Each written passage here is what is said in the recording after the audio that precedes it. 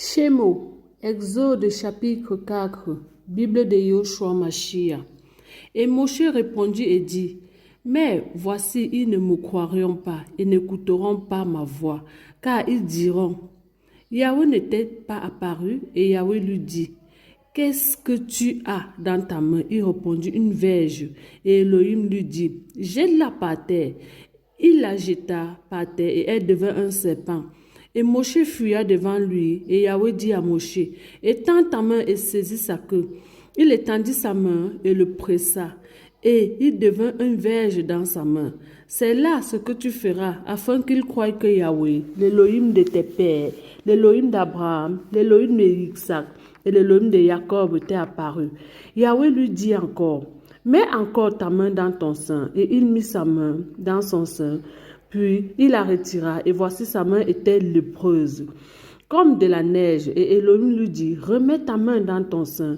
Il remit sa main dans son sein, et la retira de son sein. Et voici, elle était redevenue comme le reste de sa chair. Mais s'il arrive qu'ils ne te croient pas, et qu'ils n'écoutent pas la voix du premier signe, ils croiront à la voix du second signe. S'il arrive qu'ils ne croient pas à ces deux signes, et qui n'écoute pas ta voix, tu prendras de l'eau du fleuve et tu la répandras sur la terre, et les eaux que tu auras prises du fleuve deviendront du sang sur la terre.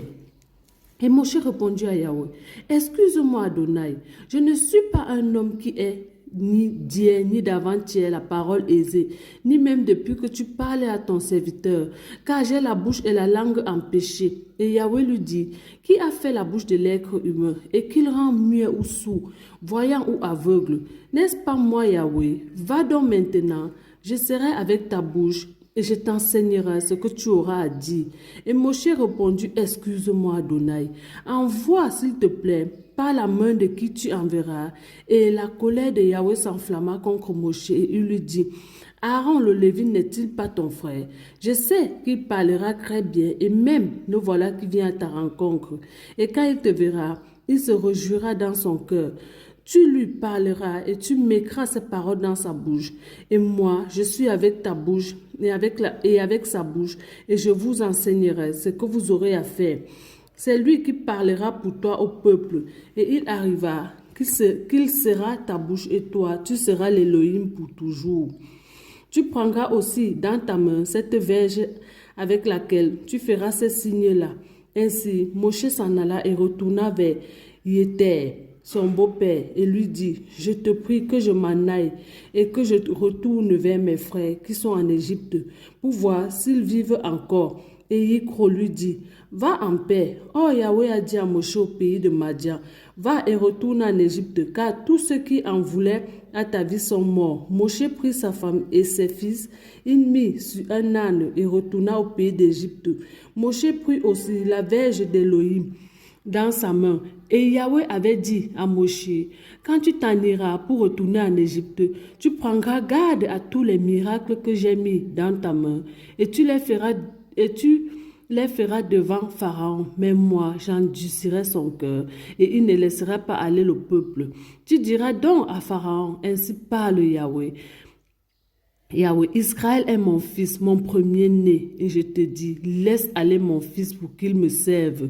Si tu refuses de le laisser aller, voici, je tuerai ton fils, ton premier-né. Oh, il arriva que comme Moshe était en chemin dans l'hôtellerie, Yahweh le rencontra et chercha à le faire mourir. Et Séphora prit un caillou dur, coupa le prépuce de son fils et le jeta à ses pieds et dit, en effet, tu es pour moi un époux de sang. Alors Yahweh se retira de lui et Séphora dit, époux de sang, à cause de la circoncision.